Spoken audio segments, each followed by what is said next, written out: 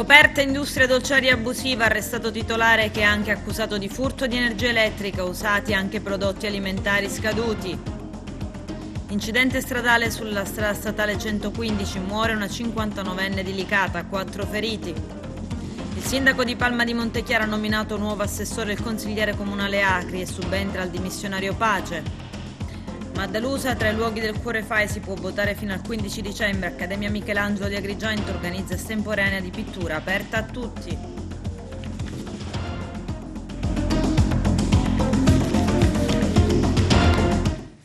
Bentrovati gentili telespettatori al nostro appuntamento con l'informazione. Scoperta azienda fantasma a Comitini, uno stabilimento industriale dolciario abusivo in piena attività. Arrestato imprenditore. Il servizio del nostro direttore Arturo Cantella. I carabinieri della stazione di Comitini, insieme ai colleghi del centro anticrimine e natura, aiutati dai militari del nucleo operativo radiomobile di Agrigento, hanno scoperto in contrada Bataliscia a Comitini uno stabilimento industriale dolciario abusivo in piena attività. Il titolare dell'azienda, dalle iniziali SC di anni 67, arrestato in flagranza di reato per furto aggravato.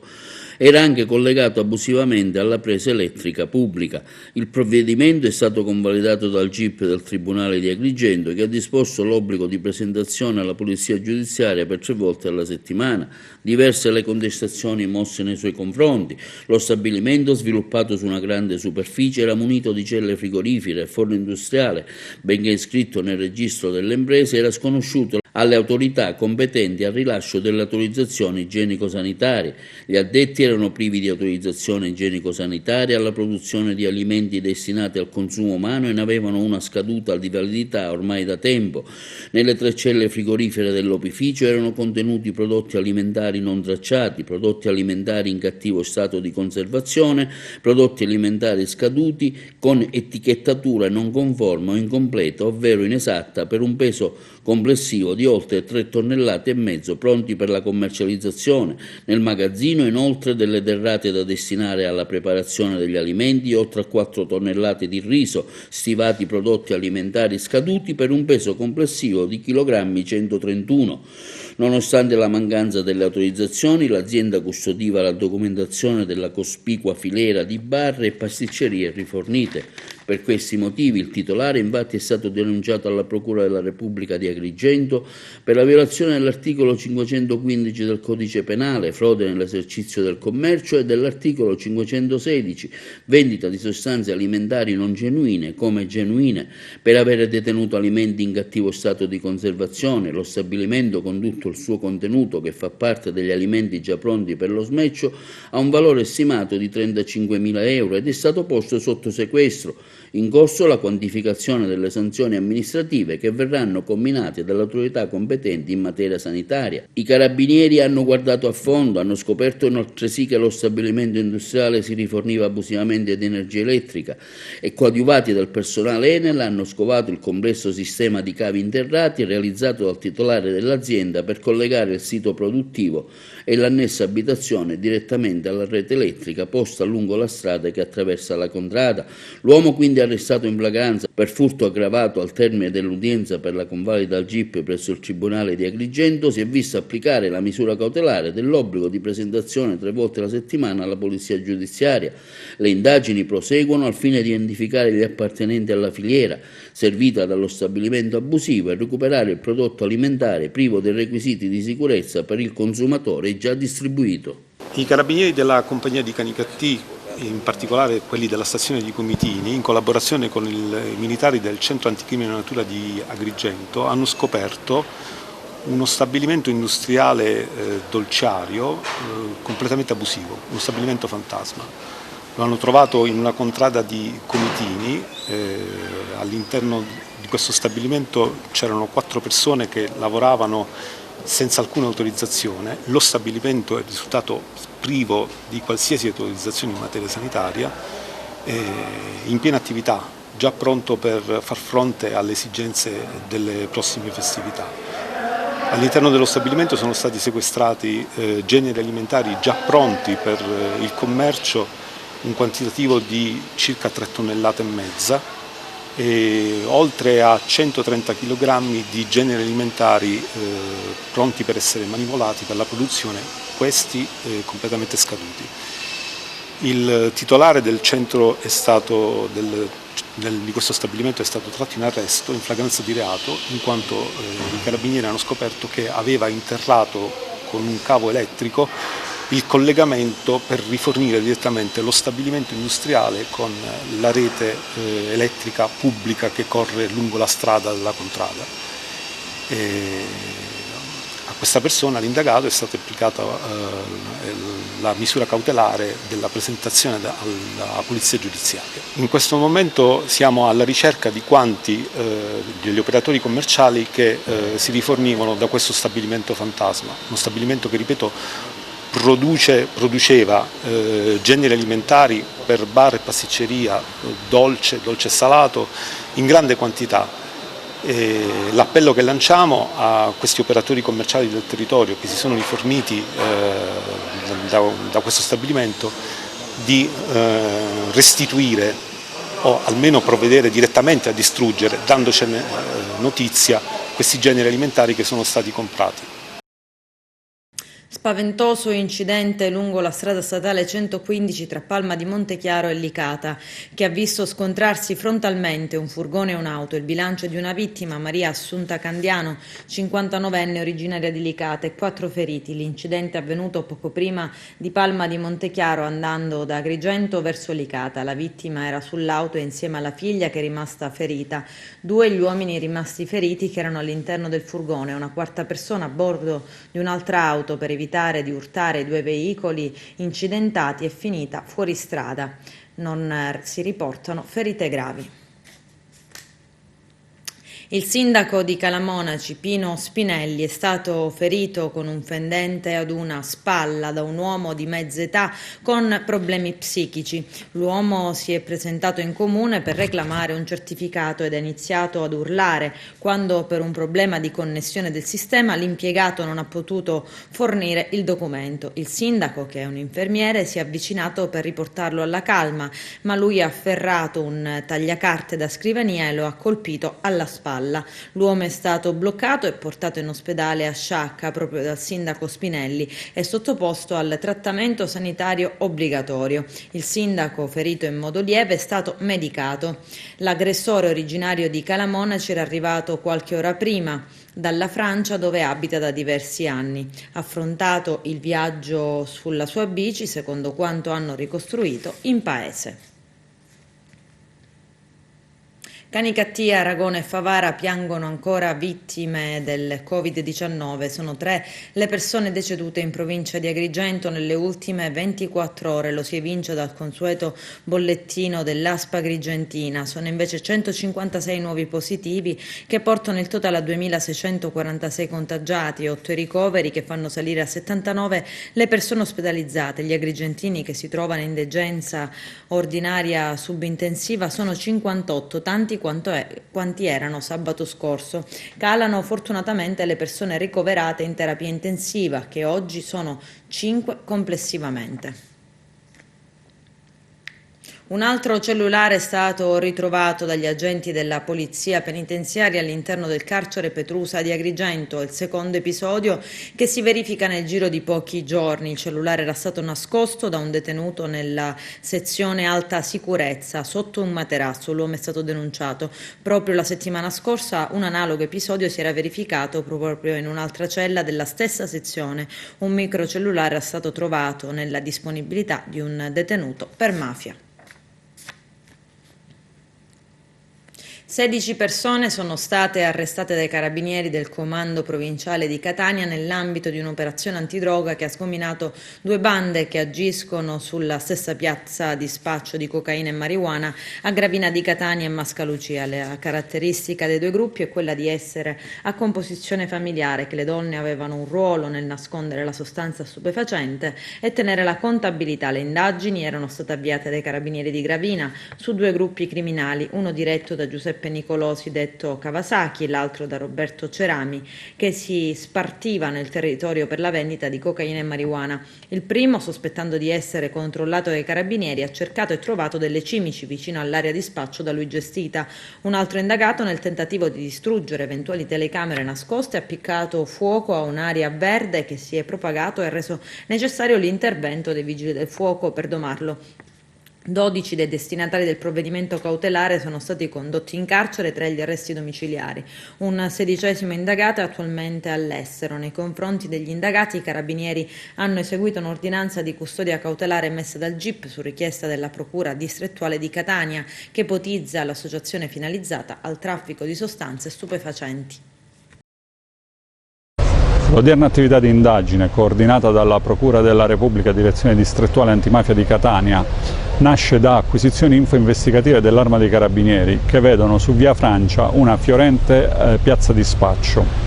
Grazie ad attività tecniche e attività di osservazione si è riusciti a addivenire a 2 distinte associazioni finalizzate al traffico di sostanze stupefacenti, associazioni gestite da componenti di nucleo familiare.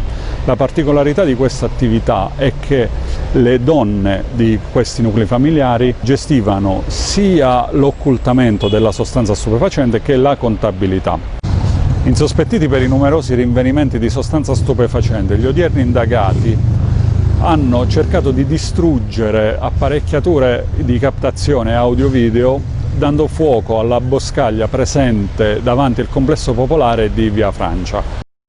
È stato trovato in possesso occultato all'interno di un casco protettivo di 102 grammi di marijuana. In una stanza sul retro dell'immobile sono stati invece rinvenuti un bilancino di precisione, un sacchetto di juta con residui di sostanza vegetale, verosimilmente marijuana. Un licatese già noto alle forze dell'ordine e sottoposto alla misura di prevenzione dell'avviso orale del questore di Agrigento è stato denunciato alla Procura della Repubblica per detenzione di sostanza stupefacente ai fini di spaccio. Tutto è stato sequestrato e il licatese è stato denunciato alla Procura. Il sindaco di Palma di Montechiaro Stefano Castellino ha nominato nuovo assessore il consigliere comunale Salvatore Acri, che subentra al dimissionario Lorenzo Pace. Il nostro direttore Arturo Cantella. Il sindaco di Palma di Montechiaro, Stefano Castellino, ha nominato un nuovo assessore, il consigliere comunale Salvatore Acri, che subentra al dimissionario Lorenzo Pace, che ha lasciato per problemi personali. Castellino ha affidato all'ingegnere Acri le deleghe all'edilizia, patrimonio, infrastrutture, agricoltura, turismo, caccia e pesca. L'assessore Lorenzo Pace, dottor Lorenzo Pace, che ringrazio per questo anno di proficuo lavoro e per la sinergia con la quale si è integrato con la mia squadra di governo e con tutta la mia maggioranza e tutto il Consiglio Comunale nella sua interezza e gli impiegati del nostro Comune. Per ragioni squisitamente personali ha dovuto rassegnare le proprie dimissioni. Sapete che è un dirigente dell'ASP di Agrigento e quindi ha degli impegni che lo stanno portando un pochettino a doversi dedicare agli impegni lavorativi che sono diventati assai pressanti, ma ha lavorato in maniera proficua e lo ringrazio in tutto questo anno che con noi ha condiviso. Vi è un cambio come sempre all'insegna della collaborazione, della condivisione di un progetto e quindi la scelta è ricaduta nell'amico e nel consigliere Salvatore Acri di Riprendiamoci il Futuro, che andrà oggi stesso a sostituire l'amico Lorenzo Pace. 2 amici che si daranno il cambio all'interno della giunta di Palma di Montechiaro e che potranno proseguire il lavoro che in questi anni abbiamo portato avanti con notevoli risultati e con notevole impegno e sacrificio. Auguro un buon lavoro all'ingegnere Acri, che saprà sicuramente integrarsi immediatamente, stante il fatto che è stato ed è un consigliere di maggioranza che non ha mai lesinato e far venuto meno il sostegno e l'affetto verso questa amministrazione. Io intanto volevo ringraziare il Sindaco per la fiducia accordatami, spendere due parole. Io sono già consigliere comunale, quindi in primis cercherò di portare avanti il nostro programma elettorale e poi di spendermi al 100% nei confronti della nostra città sotto le linee guida del nostro Sindaco, che è un mio collega ingegnere, quindi io in qualità di tecnico cercherò di coadiuvarlo in tutto quello che riguarda, così come accennava il Sindaco, l'edilizia e il patrimonio, e dargli una mano anche sui lavori pubblici. Altresì vorrei ringraziare chi è che mi ha preceduto e con grande impegno e sacrificio vorrei portare a termine le numerose iniziative che già ha iniziato il dottore Pace, ringraziarlo anche lui perché adesso mi ritroverò per certi punti di vista la strada spianata. Io colgo l'occasione per ringraziare innanzitutto il nostro amato Sindaco che mi ha concesso questa fiducia, con cui ho lavorato un intero anno, ma non solo con lui ma anche con tutta la Giunta e con i vari assessori che hanno sia preceduto che susseguito successivamente le sue amministrazioni, nonché il Consiglio Comunale e il nostro consigliere nonché nuovo assessore che fa parte del mio gruppo politico, Riprendiamoci il Futuro, con cui spero che possiamo produrre risultati per il futuro e dare avvio a nuove iniziative e a nuovi eventi. Sicuramente per il futuro, e avremo sicuramente dei buoni risultati per l'avvenire. Ad Agrigento vari reperti archeologici sono stati ritrovati all'interno di un borsone nero dai poliziotti della squadra volanti su un muretto nei pressi di un varco di accesso alla Valle dei Templi ad Agrigento. Il ritrovamento è avvenuto a seguito di una segnalazione anonima al numero unico di emergenza della questura. Gli agenti hanno prima verificato che all'interno del borsone non vi fossero fili elettrici o oggetti metallici. È stata informata l'autorità giudiziaria.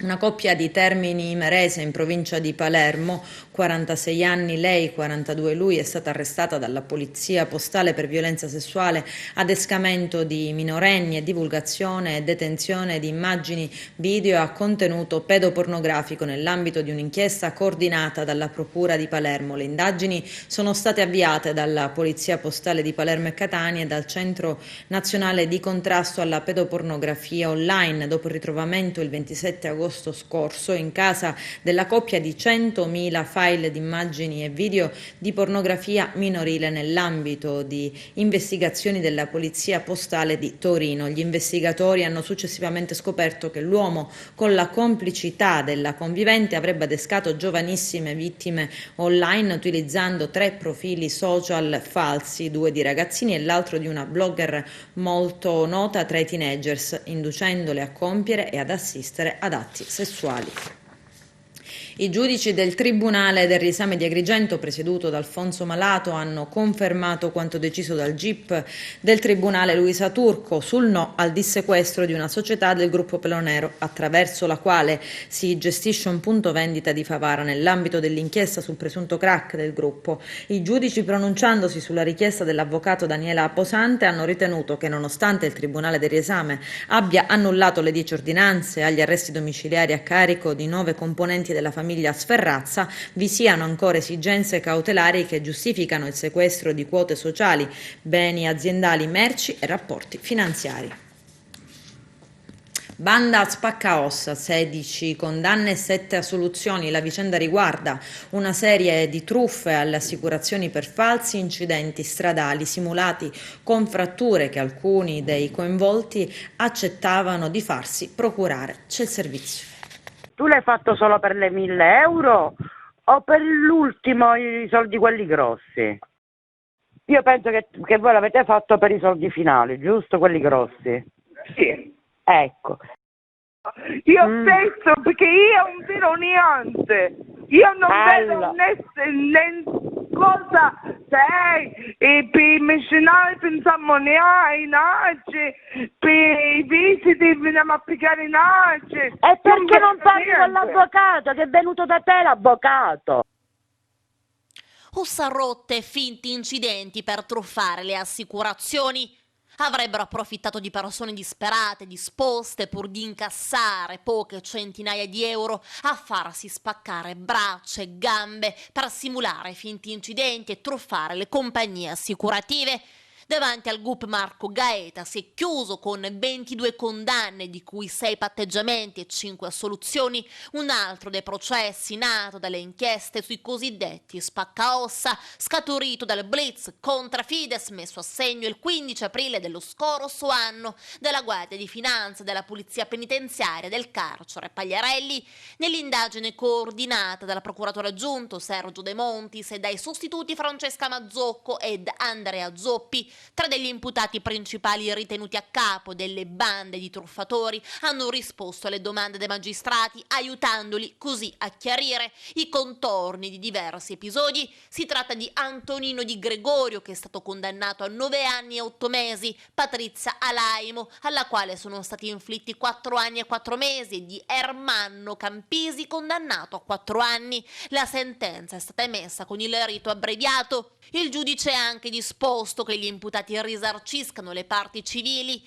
L'entità dei danni dovrà essere stabilita davanti al tribunale competente e per il momento ha posto le spese processuali di ciascuna di loro a carico dei condannati. Si sono costituite diverse compagnie assicurative, nonché l'ospedale civico e la Grandi Nova Veloci. Secondo le stime degli investigatori, quello dei finti incidenti con feriti veri sarebbe stato un business milionario, anche se le vittime consenzienti avrebbero intascato pochi spiccioli. Oltre ai 3 imputati che hanno reso dichiarazione ai PM, sono stati condannati Emanuela Gallano a 5 anni e 8 mesi, Giuseppe Di Piazza 1 anno e 8 mesi con la pena sospesa, Antonino Giglio 3 anni e 8 mesi, Giosuè Giglio 4 anni e 2 mesi, Giovanni Napoli 7 anni e 2 mesi, Giovanni Moncada 1 anno, 1 mese e 10 giorni, Emanuele Di Mattei, Francesco Paolo Sanzo, Elisabetta Scarpisi e Rosalia Maria Farina, tutti a 5 mesi e 10 giorni ciascuno e con la pena sospesa. Fabio Riggio 4 anni e mezzo, Rita Mazzanares 3 anni e 2 mesi, Antonino Ferrigno 3 anni e 8 mesi. Altri 6 imputati hanno chiesto invece di patteggiare la condanna. Si tratta di Anna Cardi 9 mesi e 15 giorni con la pena sospesa, Teresa Di Maio 8 mesi pena sospesa, Girolamo Gnoffo 1 anno e 8 mesi pena sospesa, Benedetto Lamattina 8 mesi, Carolina Romagnolo 9 mesi e 15 giorni pena sospesa e Giovanni Tulumello 1 anno e 8 mesi pena sospesa. Il giudice ha infine deciso di assolvere altre 5 imputati: Francesco Tumminia, Simone Marfia, Girolamo Bonanno, Alberto Alessio Fricano e Antonino Nuccio. Nelle scorse settimane inoltre erano già stati rinviati a giudizio altri 8 imputati. Si tratta di Giacomo D'Ambrogio, Alessandro Di Mariano, Gaspare Lardo, Filippo Inguglia, Pietro Marino, Giovanni Segreto, Giacomo Tantillo e Gaetano Turmina. Saranno tutti processati al tribunale. Ciò che si ricorda di questa mega inchiesta sono i dolori, le urla, il grande dolore provocato alle vittime, tutte consenzienti pur di ricevere pochi euro, perché gente bisognosa, gente povera, gente disposta a tutto pur di guadagnare legalmente con dolori atroci qualche spicciolo. La ferocia non è passata inosservata agli investigatori, che lo scorso anno hanno raccolto diverse testimonianze, oltre a video che raccontavano palesemente le urla delle vittime degli spaccaossa. Settimana dopo settimana, mese dopo mese, continua la 10ª edizione del Censimento Nazionale ai Luoghi del Cuore, la campagna per i luoghi italiani da non dimenticare promossa dal FAI. La campagna prosegue fino al 15 dicembre. Tra questi luoghi c'è anche Maddalusa ad Agrigento. Vediamo. Per i luoghi del FAI arrivano ulteriori appelli, non ultimo quello dell'attore Gaetano Aronica, ma cosa c'è da fare? Sì, Gaetano Aronica ci ha omaggiato di un appello, di un suo video in cui invita i cittadini a votare per Maddalusa come luogo del cuore FAI. Ci sono gli ultimi giorni, la raccolta dei voti per luogo del cuore FAI finisce il 15 dicembre. Stiamo dando tutto il possibile noi del comitato di Maddalusa per raccogliere questi voti e Tanaronica ci sta aiutando.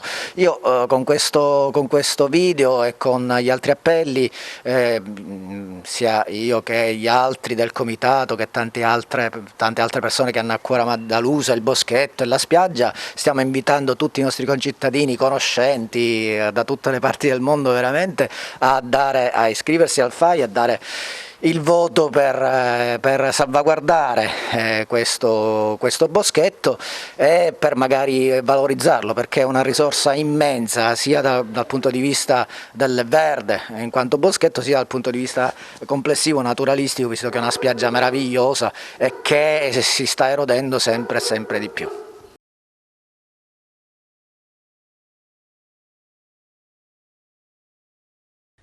Se dovessi dare un nome alla porta del Mediterraneo, cioè a quel luogo diciamo di confine tra i due continenti che sempre più oggi è attuale proprio per le dinamiche internazionali nuove che si sono venute a creare, darei proprio il nome della Maddalusa. Cos'è la Maddalusa? È un polmone verde che arriva in declivio da una parte sino al mar Mediterraneo e dall'altra sino al fiume Akragas, e dal quale si dice che si possa anche vedere nelle giornate più limpide la costa nordafricana. Sicuramente si vede l'isola di Pantelleria e già non è poco, ma si può anche passeggiare lungo questa spiaggia meravigliosa guardando da una parte appunto le onde e i flutti e dall'altra questo meraviglioso boschetto che va sicuramente bonificato e rivalutato, perché purtroppo in questo periodo la Maddalusa vive un po' diciamo nell'incuria generale. Noi vogliamo valorizzarla, vogliamo che voi votiate affinché entri nei posti del cuore del FAI e si proceda a un'operazione di bonifica che permetta a questo luogo di esprimersi con tutte quelle potenzialità che renderebbero sicuramente la Maddalusa un parco meraviglioso per i bambini, per le famiglie, per chi vuole fare sport, per chi ama il mare, per chi ama la natura, per chi ama tutto ciò che circonda il nostro bellissimo paese, ma in questo caso la nostra bellissima isola, di qualcosa di veramente unico e meraviglioso. Grazie a tutti, vi invito dunque a votare la Maddalusa come luogo del cuore a nome del FAI.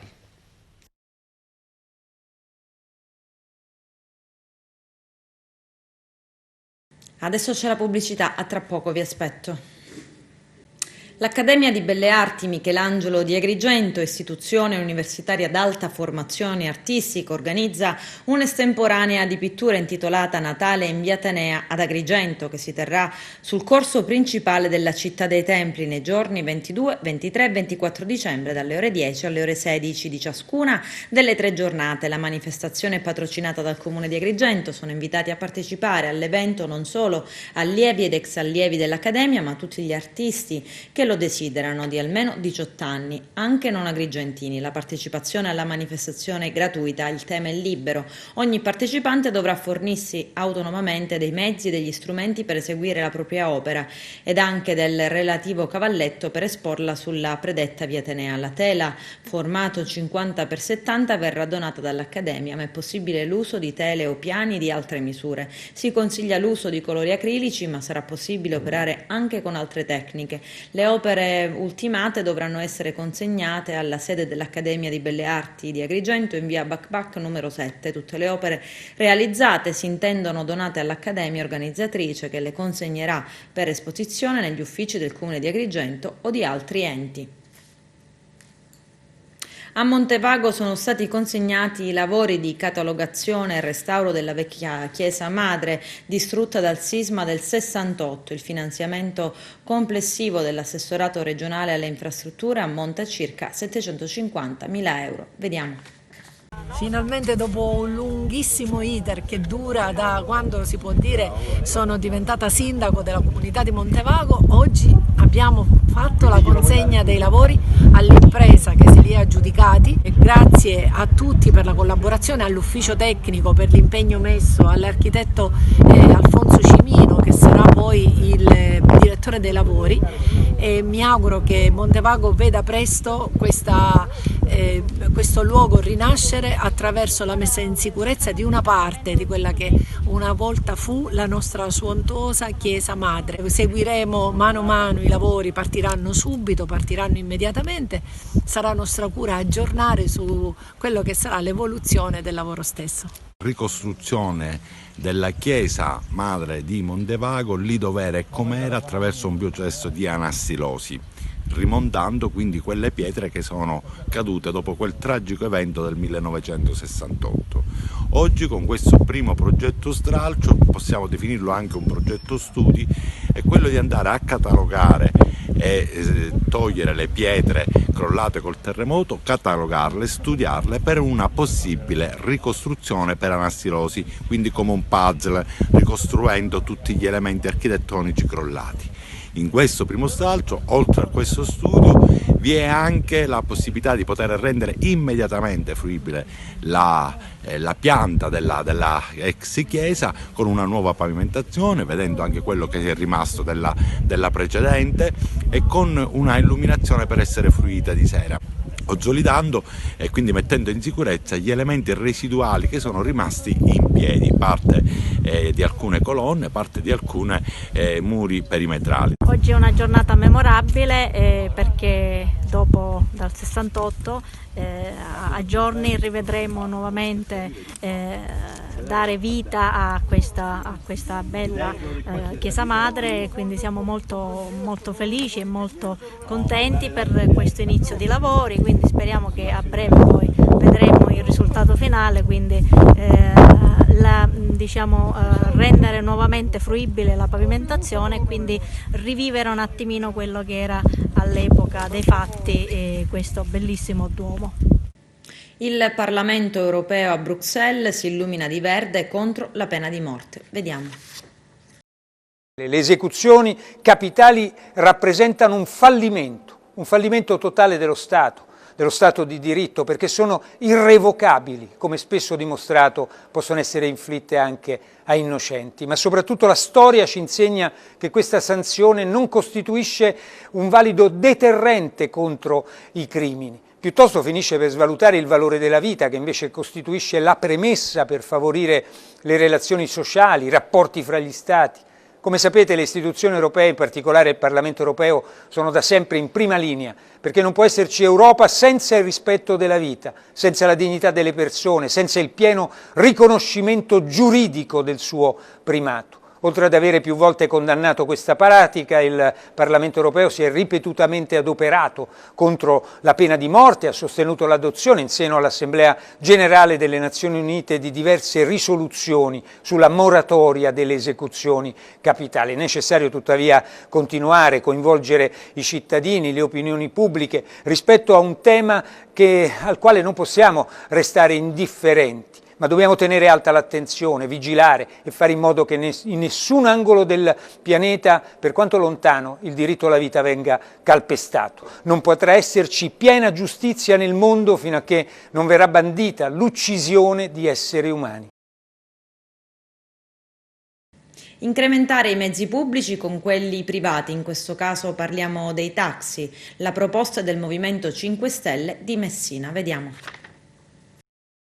Tutto questo nasce da una audizione del sindacato dei lavoratori dei taxi nella prima commissione viabilità e nell'esporre le varie criticità che il loro settore sta vivendo in questo momento di Covid ho proposto alla commissione di avviare delle convenzioni.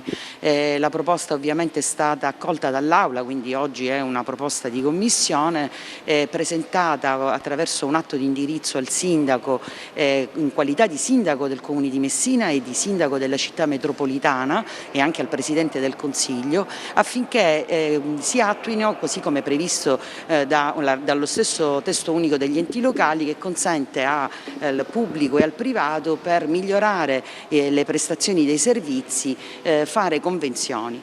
Io ritengo che in un momento in cui il trasporto pubblico locale necessariamente per l'emergenza dovrà ridurre i posti, l'utilizzo di queste convenzioni sarebbe un'alternativa valida per i cittadini, per alcune categorie di cittadini. Noi abbiamo immaginato che potrebbero essere anche imprenditori che lavorano in centro, o giovani donne, o anziani, o disabili, perché i taxi dispongono di mezzi che potrebbero consentire anche l'accesso ai disabili. Quindi un servizio alternativo a prezzi agevolati, fissi agevolati su percorsi prestabiliti per alcune categorie, contestualmente significa dare un contributo a questo comparto che in questo momento è fortemente in crisi.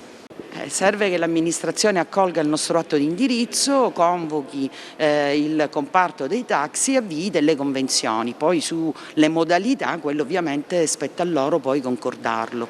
Molte volte non si possono impostare le convenzioni anche con uno scambio servizi, quindi anche a costi zero per l'ente, dare servizi ai taxi che in cambio ti restituiscono un servizio, quindi si può trovare una forma condivisa. Con questo è tutto, termina qui l'edizione del telegiornale. Grazie per la gentile attenzione e per essere stati con noi. A presto.